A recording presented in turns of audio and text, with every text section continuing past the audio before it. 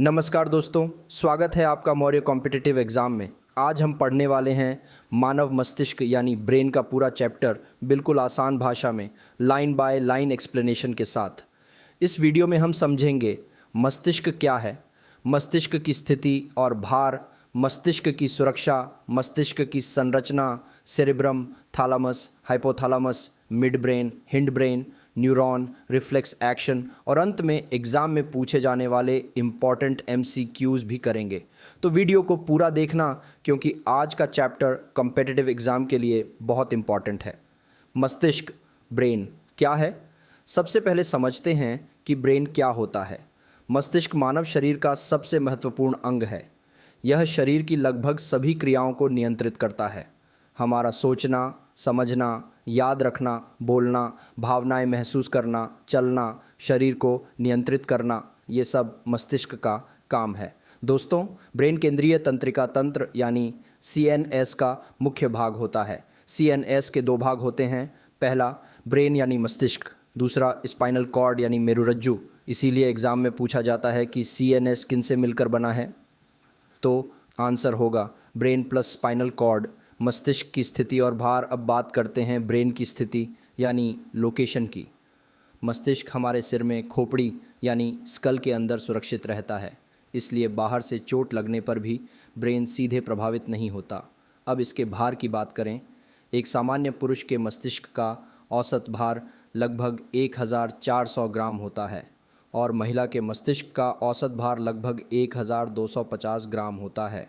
लेकिन competitive exam में सामान्यतः पूछा जाता है मानव मस्तिष्क का औसत भार कितना होता है, तो आंसर याद रखना 1300 से 1400 ग्राम मस्तिष्क की सुरक्षा।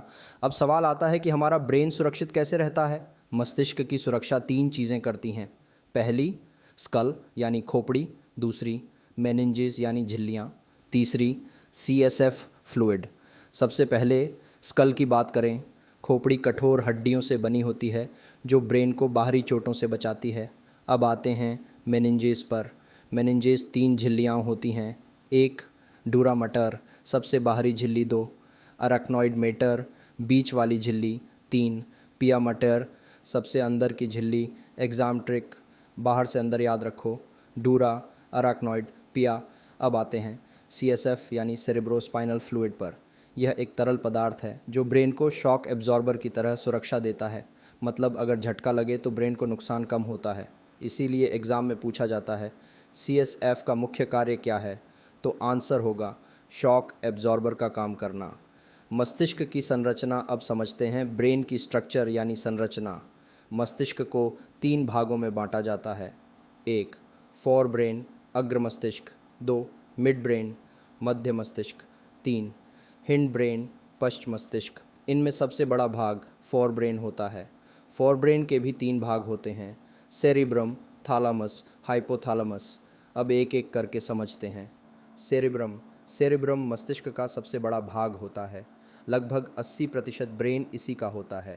यह 2 हेमिस्फीयर्स में डिवाइडेड होता है, राइट हेमिस्फीयर, लेफ्ट हेमिस्फीयर। अब इसका काम क्या है?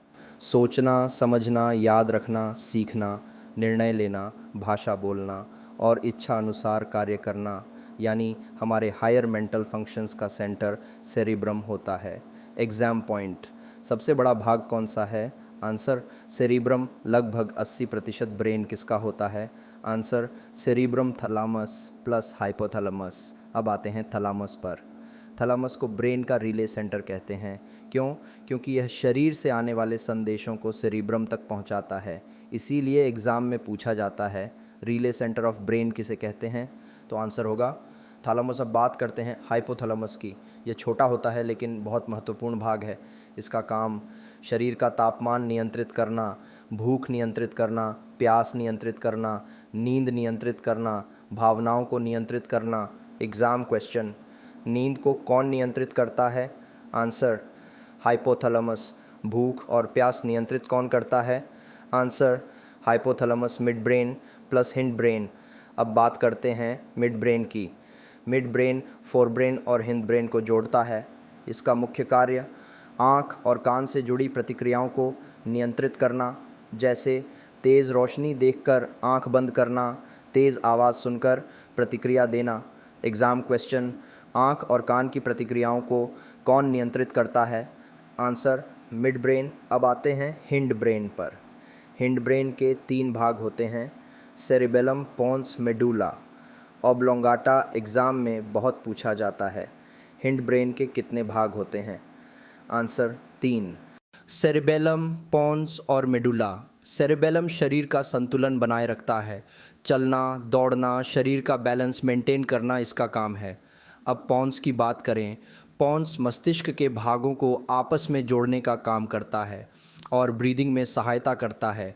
अब मेडुला ऑब्लोंगाटा सबसे इम्पॉर्टेंट भागों में से एक है। यह इनवॉलंटरी एक्शंस को नियंत्रित करता है, जैसे सांस लेना, दिल की धड़कन, रक्तचाप, छींक, खांसी, उल्टी, यानी जिन कार्यों पर हमारा कंट्रोल नहीं होता।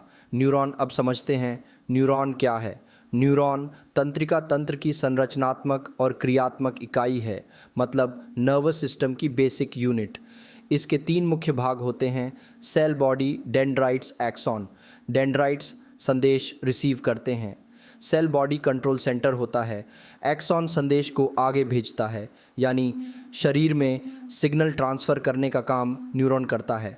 Reflex action plus voluntary and involuntary action. अब समझते हैं रिफ्लेक्स एक्शन। यह अचानक होने वाली क्रिया होती है, जैसे गर्म वस्तु छूते ही हाथ पीछे हटाना। इसका कंट्रोल ब्रेन नहीं बल्कि स्पाइनल कोड करती है। अब वॉलंटरी एक्शन जो हम अपनी इच्छा से करें, जैसे चलना, लिखना, खाना, इनका कंट्रोल सेरिब्रम करता है। अब इनवॉलंटरी एक्शन जो बिना इच्छा के होते हैं, जैसे दिल की धड़कन, सांस लेना, रक्तचाप, इनका कंट्रोल मेडुला ऑब्लोंगाटा करती है। MCQ revision question. 1, ब्रेन का सबसे बड़ा भाग कौन सा है? Answer cerebrum. Question 2, relay centre किसे कहते हैं? Answer thalamus. क्वेश्चन 3, नींद नियंत्रित कौन करता है? Answer hypothalamus. क्वेश्चन 4, आँख और कान की प्रतिक्रिया कौन नियंत्रित करता है? Answer mid brain. Question 5, hind brain के कितने भाग होते हैं? आंसर 3। क्वेश्चन 6, रिफ्लेक्स एक्शन का कंट्रोल सेंटर क्या है? Answer spinal cord. अगर आपको यह पूरा चैप्टर आसान भाषा में समझ आया हो तो वीडियो को लाइक ज़रूर करें, चैनल को सब्सक्राइब करें और बेल आइकॉन दबा लें ताकि बायोलॉजी के ऐसे ही 1 शॉट रिवीजन वीडियो सबसे पहले मिलें। मिलते हैं अगले वीडियो में। जय हिंद।